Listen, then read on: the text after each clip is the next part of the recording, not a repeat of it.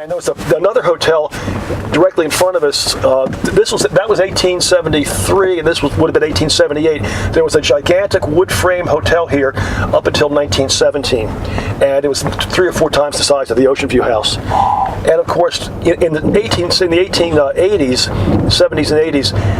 The whaling had gone away, and Nantucket was in a terrible depression. And you probably folks know all this, but a theater agent named Stinson brought some of his clients up here, some of the actors and actresses, and they fell in love with Wisconsin.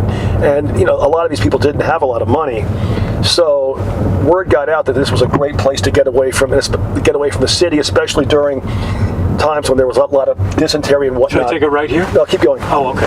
Now, this is the Summer House now, but this is Summer House. Yeah, this was the Moby Dick Inn. And prior to that, it had been the Wisconsin Inn and the Wisconsin Cottage Club. And it actually goes back to the days when Isadora Duncan, the great American dancer, used to come and perform here at a theater that was below the bank. And that theater... And that was the thing to do. That theater prior to that had been the first floor had been the Wisconsin train station. It was where the pool stayed? Yep.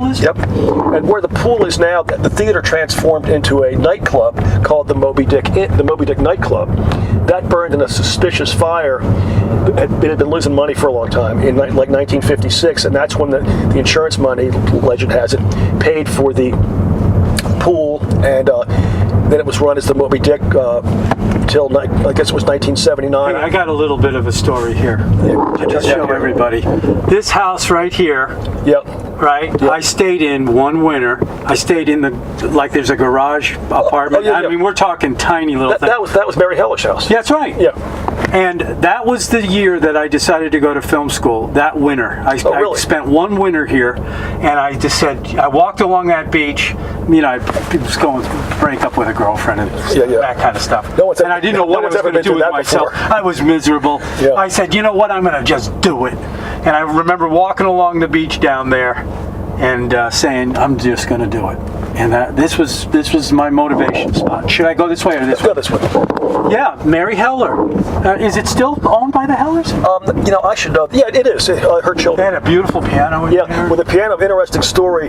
That house, I can't remember the woman's name. It was owned by a wealthy woman, and she had a male friend who was a kind of a ne'er-do-well concert pianist, and I can't remember his name, but they would put on performances there. And I think she died. There was a great story that went along with it. But anyway, there's so many stories like that out here because, once the word got out to the actors, you had actors and actresses from Baltimore and Detroit and New York descending on Wisconsin. I'm going to go away. And that really he's got the ball rolling to turn this place from basically a resort town for Nantucketers to becoming a resort town for people from all over the country. That's interesting. That's happening up in Maine, where I am. Yeah, they have every summer they bring. It's called Summer Keys, and all these people who want to learn an instrument come to this tiny little town. And these people are amateurs, and they play in all the different churches as concerts. It's wonderful. Do I take a right? No. This is Pochick Street. Okay. And these are Underhill cottages. Underhill built. I'm going to have to to go because I can't see them unless I drive down the street. Good. This is beautiful. I actually have cards in my pocket I can show you, but this is antique photos. But these are Underhill cottages. There are 18 of them, and they were built by a guy named Asa Jones, the carpenter, between 1881 and 1888. And they would build 2 or 3 of them in a good winter, and Underhill retained possession of them, and he would rent them out for like this one down here. We found evidence that rented for $10 a week. Now the one on your left is for sale for $1.7 million right now. Wow! These are gorgeous. Yeah, I mean, the really cool thing. There are a lot of cool things about this street, but it's really quiet in the summer because there are not as many tall hedges. You're not inundated with landscaping noise, and there's no through traffic. Right. But Underhill. But these are not actors' places. No, these were not. No, these were. These are the ones where a lot of the actors would rent these. They're great photographs of the actors. Betsy Kyler did a great book for the NHA about the Actors Colony, and they have photographs. You can research them of the actors and their little dogs playing badminton, playing with medicine balls, with all their white linen outfits on. Go back around. Yeah. but getting back to the Moby Dick, so the pool was built, and I remember I worked there. All we served was filet mignon and swordfish. That's all that was on the menu, and it was super popular with Wisconsiners. It was just a really great place, and it was a great summer job. You had your own room, and all you could eat for $15 a week, and you were making. Should I turn here? Yeah. And you were making like $50 to $100 in a good night. I know it. And college tuition was $4,000. Right. So it was a whole different world. Well, isn't it a different world? Well, back then when you drove up Orange, you could live and be happy and on I remember coming here and spending $400 a month on rent. Well, you could go up. I mean, you could live on Orange Street. A lot of the houses on Orange Street were just kind of beaten up houses, and they were rented out to college kids who all worked at the White Elephant and whatnot. Now, this is a really cool house right here. This is this one here. Yeah, this one right with the dark trim. Yeah. Now, Charles Robinson was a speculator and builder. Yep. He came here in the 1860s, and he built. Let me get a shot. They subdivided this side of Wisconsin and called it Sunset Heights, and built multiple Victorian and Gothic revival type structures here. And you can see that Victorian house. I see that. Yeah, okay. That's a typical. That's almost certainly a Robinson, and this one definitely is. And you can see the Gothic revival windows. Beautiful. Yeah. And there were. You can see old photographs. That style house. A lot of Robinson's houses are very similar. And then where the Wade cottages are now, there was a little subdivision called Evergreen Park that Robinson built in partnership with a guy named White. And at one point, the Wade family bought it, made it their private compound, and they wanted to get rid of some of the structures, so they moved them. And if you go around Wisconsin, there's about 5 houses that are all identical that were built by Robinson that you could find in different parts of Wisconsin. And most of them had the deep. And you're saying what period? What year were they? That one I think is 1880. Yeah. I don't even know if I've ever been down this road right here, right now. Well, this is the back side of the Moby Dick, and when I was in college, we'd be back here, in between serving seatings at the restaurant, playing lacrosse here in the alley with all the guys that worked here. I'm not sure that place has been painted since then. Jeez. I know it's a mess. So it's the summer house still. Yeah. Same owners that have been there for a few years, or did that just change hands? No, it hasn't changed hands. I'll tell you a story though. In 1979, Claudette Pearl, who pretty much invented catering on Nantucket, and she started Claudette's Catering out here in Sandwich Shop. I remember that. And John still has it. It's a great place. Well, Claudette she was kind of like a second mother to me when I was just out of college. And I used to bartend for her and whatnot. And she knew I'd worked at the Moby Dick. So when this place was for sale, I remember she was thinking of buying it. So it was this beautiful October day, and we walked all around and looked at it, and I told her about the cottages and what needed doing and whatnot. And she really wanted to do it, and I remember she called. I was at Old Lang Syne, and she called me that night and used to call me Richard. She said, "Richard, Charlie won't let me do it. He says it's too much. It's almost $250,000. Now that was for like 22 cottages, the restaurant, and the pool. Yeah. Dang, I know. And I remember when I went to visit Claudette, This is nice. Yeah. This footbridge was built in about 1870 something by Robinson, because this was called Sunset Heights. This side of the village, it was all empty lots, and he was trying to sell them, so he built that footbridge. Oh, interesting. Yeah. Cool. Yeah. Yeah. Now, the Actors Colony, did we see it already? Yeah, well, that's what... Basically, the term Actors Colony really applied to any place in Wisconsin where actors stayed. Yeah, right. But people refer to the Underhill Cottages as the Actors Colony, even though it was never really officially designated as such. Now, this used to be the Wisconsin Cafe. Used to be a soda fountain. Do you remember that? No. It was right out of Norman Rockwell, and all the Wisconsin girls would work there. It was kind of a rite of passage to scoop ice cream at the soda fountain. Right. And the Wisconsin Market was really up until Pam and Mark bought it back in, that was probably about 1979. It had a gas pump out in front, and there was never anything in there. But there was a gas pumps right here. Oh wow! And when they remember that. When they went out of certification, they just decided not to. They would have had to spend too much money to keep them back in compliance. Yeah, right, of course. But now, we're getting close to Broadway. And one of the things, it's really interesting to note, like multiple of these houses have been moved. That one over there with the green trellis. Yeah, that little white one. That was a farmhouse on Hawthorne Lane in town, and it was moved out here. 1877, I believe, and it was decorated in Victorian fashion, as were a lot of these houses. Even some of the primitive ones, the smaller ones in the 1860s and 70s had, gingerbread detailing and dentals, and they had originally had like stockade farm fences. Right. During that period, they put on these chevron fences with zigzag features on them. Really? Yes. This house right in front of us is one of the ones that was moved from Wade Cottages. Right here. Yeah. And Front Street, is that just? That's basically don't go down there. Don't go down there. I mean, people do, but it's not. It's Old Lang Syne up there on the left. That's one of the oldest structures. That's where I live. One of the oldest. You used to live in there? Yeah, I lived there for about 8.5 years. That was the one. That was the one. Yeah. And I had a great Halloween party there. Let me tell you, that was before it was fixed up. It looked like a haunted house. Get a shot of that now. But that house. You were going to say something about this? The Gardner House is what's called by some people an imitation whale house because it was built to be a summer retreat. These houses were originally Old Lang Syne, Donegan Lodge here, Dexioma across the street. These were built to be basically just primitive shelter. They had dirt floors, they had no chimney and so forth. Old Lang Syne, 1675. Right. They had cloth windows, tiny window openings, and they were just a place for the guys to crash during fishing season. Right. But then they began to bring their wives and children out here. Yes. And next thing you know, wooden floors go in. By 1751, the Gardner House, when the Gardner House was built by Prince Gardner, that was built to be a summer home. And good friends of mine, the Rhodes family, still own that, and Nancy Rhodes is a gardener.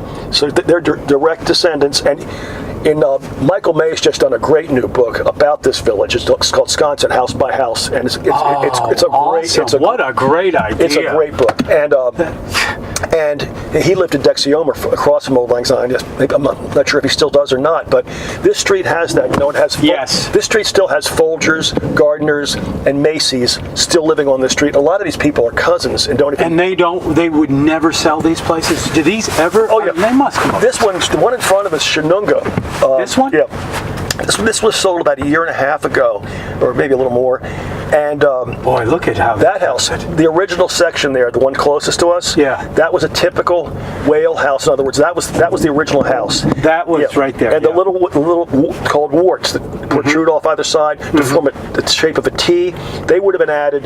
The house was built around 1680. They would have been added as bedroom cubbies by like 1710. Then in the Revolutionary era, the two-story part was added. Now this house was run as a tavern in the early 1800s by a woman named Betsy Carey, and she was by all accounts, was very cantankerous, and she was profiled in I guess it was Harper's Weekly, which mainland periodical.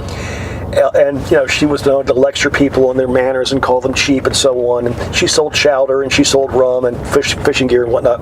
Well, it's said that Herman Melville read that profile and used it as the inspiration for the tavern scene in Moby Dick. That may or may not be true, but it's certainly. But it certainly would make sense. Later, it was the post office, and that's the original door with the mail slot in it. Oh my gosh! Yeah, and it was run by Betsy Carey's granddaughter, Love. Yeah, and all these houses at one time would have had these primitive profile, and then over time they went up 2 stories and they added on to them and whatnot. So I can put it in later. Yeah, that figurehead is a reproduction of the figurehead of the ship Shimoga, which was wrecked off of Surfside, and it was salvaged and brought out here, and that's when they named the house Shimoga. Most of these houses would have just been called by the names of their owners up until the 1870s, when I guess people were starting to rent them, and they wanted to call them, have an address, so they began to give them names. And of course, in the summer, for people who are watching this for the first time and have never even been here, this is covered in roses. Roses, yeah. Roses. The house, on the roof, everywhere. The house we just passed, the maples, that just got reshingled.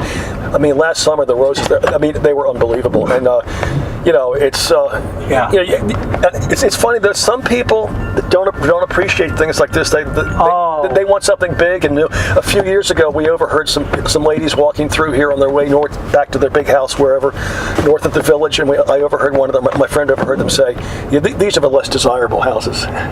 Oh, they don't get it, do they? No, she certainly didn't. So what's the Sconset store? What is that? Was a store. Reputedly was a stable. foreman who kind of wrote the original Sconset book on Sconset architecture in the 1950s. Researched it and said it was a stable in Quidnet, and like a lot of these structures, was moved from Quidnet either in whole on a barge or piece by piece and reconstructed. Jeez.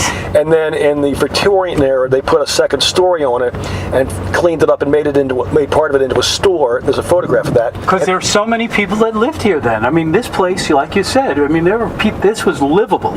This isn't just summer. Year-round, there weren't many people. Oh. There weren't a lot of people year-round until the 1870s, and probably hardly anybody except people that were fishing, and they did fish year-round.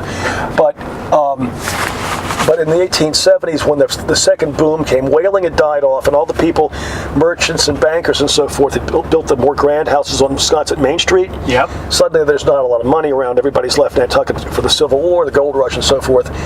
And that's when speculators began to come in and pitch Sconset as a healthful summer resort. And as such, when the summer population grew from, just 30 families to like 1,000 people a summer at any given time in the summer.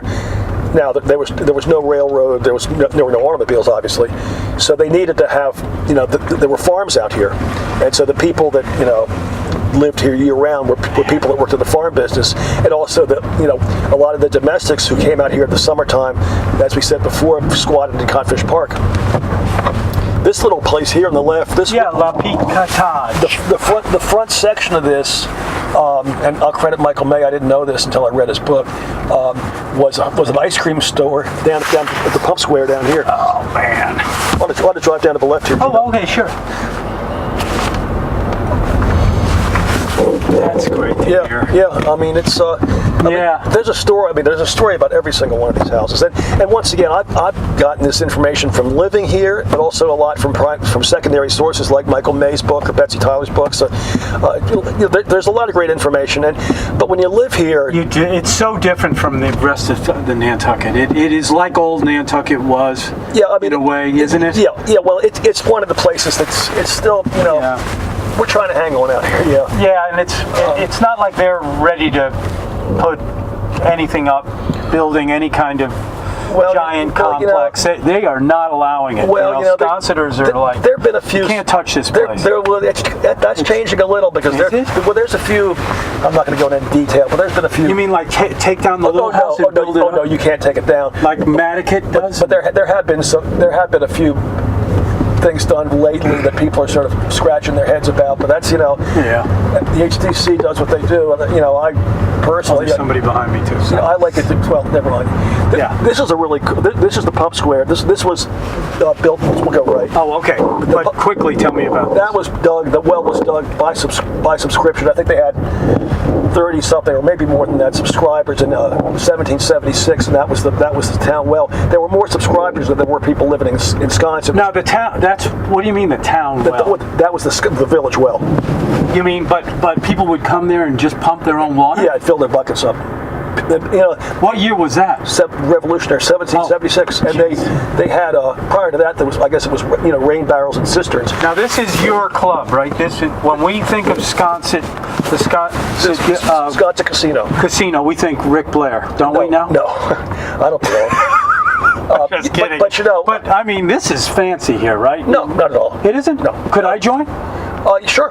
But there's a waiting list, isn't there? I'm sure there's a waiting list. I don't know. I can't. You got to have enough money to join too, though. Right? Yeah, but as these kind of things go, it's not. It's not that much. Well, I can't give you the exact. Oh, okay. I know that in 1991 I was going to join. Now I wish I had, but it was really it was nothing. I think it was about $3,000 to get in back then. Nice. Yeah. No, it's much more than that now, I'm sure. But this was built in 1901, and it was.